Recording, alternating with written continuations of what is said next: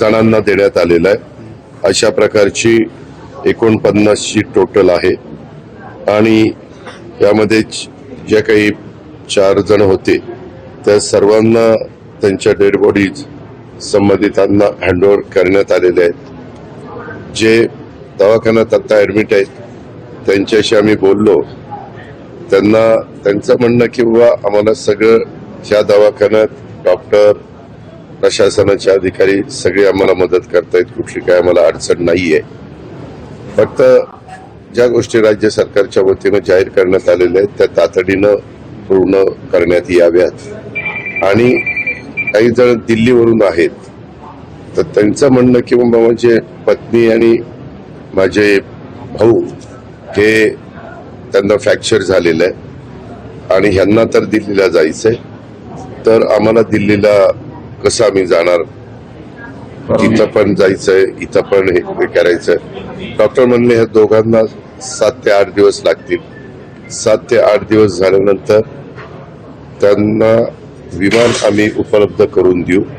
त्या विमानातनं जे 2 पेशंट आहेत की जे विमानात बसून दिल्लीपर्यंत जाऊ शकतील अशी प्रकारची परिस्थिती निर्माण होईल असं डॉक्टरांचं म्हणणं आहे.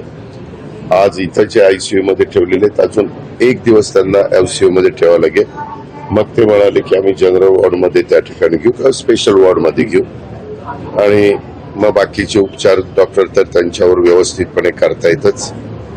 आणि काही त्यांच्या इतर गोष्टी त्यांनी सांगितल्या काहींनी त्या पण व्यवस्थितपणे सरकारच्या वतीनं पार पाडल्या जातील. त्यामध्ये मी स्वतः गार्डियन मिनिस्टर म्हणून लक्ष घालीन, परंतु जिल्हाधिकारी, आमचे मुख्य कार्यकारी अधिकारी, आमचे आमदार सुनील शेळके इथल्या प्रांतावर जबाबदारी दिलेले प्रांत पण सतत यांच्या सगळ्यांच्या संपर्कामध्ये. अशा प्रकारची ही सगळी परिस्थिती आहे. बंदीचे आदेश काढले होते तरी देखील एवढ्या मोठ्या संख्येने लोक तिथं जमले, पुलाची दुर्घटना झाली. नेमकं प्रशासन कोण गांभीर्याने आज मंत्रिमंडळामध्ये देखील चर्चा झाली. पत्रकार मित्रांनो, कधी तुमच्या माझ्या महाराष्ट्रामध्ये मे महिन्यामध्ये मोठ्या प्रमाणावर पाऊस पडलेला आपण कधी पाहिलेला नव्हता. 7 जूनला मृग नक्षत्र निघाल्यानंतर पावसाची परिस्थिती वाढत जाते. त्यावेळेस भुशी डॅम असेल, आपला विशेषतः मावळ असेल, आपला माळशेज घाट असेल, आपला मुळशी असेल, बोरवेला असेल, या सगळ्या जुन्नर, खेड, आंबेगाव या सगळ्या भागामध्ये सह्याद्रीचा दऱ्याखोऱ्याचा हा सगळा परिसर, डोंगराचा परिसर, धरणांचा परिसर आणि त्याच्यावर इतके मोठ्या प्रमाणावर धबधबे निर्माण होतात, झरे निर्माण होतात. लोक रविवारचा शनिवारचा दिवस असल्यानंतर फिरायला म्हणून बाहेर पडतात. वास्तविक आता जिथं जिथं महाराष्ट्रात इतर पण ठिकाणी मी आता ह्या गोष्टींची ह्या स्थळांची नावं घेतली, परंतु सातारा, कोल्हापूर, सांगली या सगळ्याच भागामध्ये, महाराष्ट्रातल्या सर्व भागात, इव्हन कोकणामध्ये सिंधुदुर्ग, रायगड, रत्नागिरी, ठाणे वगैरे या सगळ्या भागामध्ये अशा पद्धतीचं निसर्ग सौंदर्य लोकांना पाहायला मिळतं. त्याच्यामुळे लोक तिथं आकर्षित होतात. मी आता काहींना विचारलं की तुम्ही दिल्लीवरून मग हा स्पॉट कसा तुमच्या लक्षात आला? ते म्हणले आम्ही रीड बघितलेले होते. मोठ्या प्रमाणावर वेगवेगळे जण रीड तयार करतात आणि त्याच्यामधनं त्यांच्या पाहण्यात आलेलं होतं. आणि काहींनी असं सांगितलं की आम्ही चिंचवडमध्ये राहतो, आम्ही पिंपरीमध्ये राहतो, अर्ध्या तासाच्या अंतरावर होतं आणि म्हणून आम्ही त्याला प्राधान्य दिलं. काही जण म्हणले की तिथून दर्शनाच्या करता तो क्रॉस करून पलीकडे दर्शनाला जातात, त्याकरता देवाच्या दर्शनाच्या निमित्तानं त्या ठिकाणी आम्ही गेलेलो होतो. असं प्रत्येकाने आपापल्या परीनं सांगितलं, परंतु त्याची कॅपॅसिटी नसताना फार मोठ्या प्रमाणावर नागरिक त्याच्यावर राहिले गेले आणि त्याच्यातनं ही सगळी दुर्घटना घडली.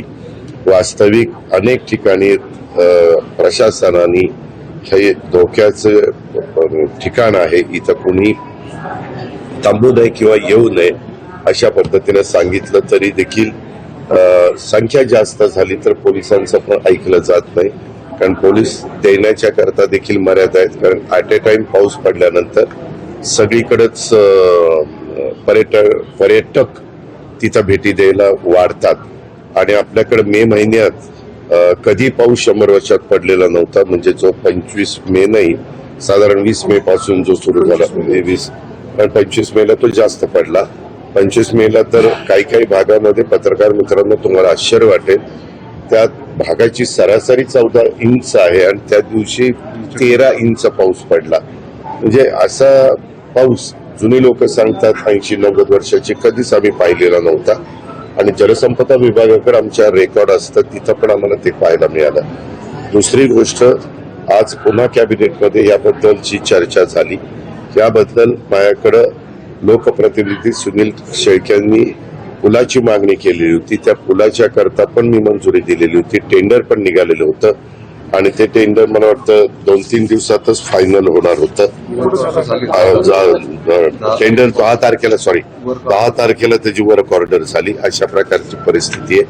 पण एक झालं की आता जिथं धोक्याची ठिकाणे किंवा जिथे, जसं तुम्हाला माहिती आहे की ब्रिटिशांच्या काळामध्ये जे ब्रिजेस झाले त्याच्यामुळे जे ब्रिटिशांनी सांगितलं 100 वर्ष पूर्ण झाल्यानंतर त्यांचं पत्र येतं आमच्या PWD डिपार्टमेंटला की ह्या पूल बांधून 100 वर्ष झालेली आहेत, आता तो पूल वापराकरता, दळणवळणाकरता, रहदारी करता योग्य राहिलेला नाहीये.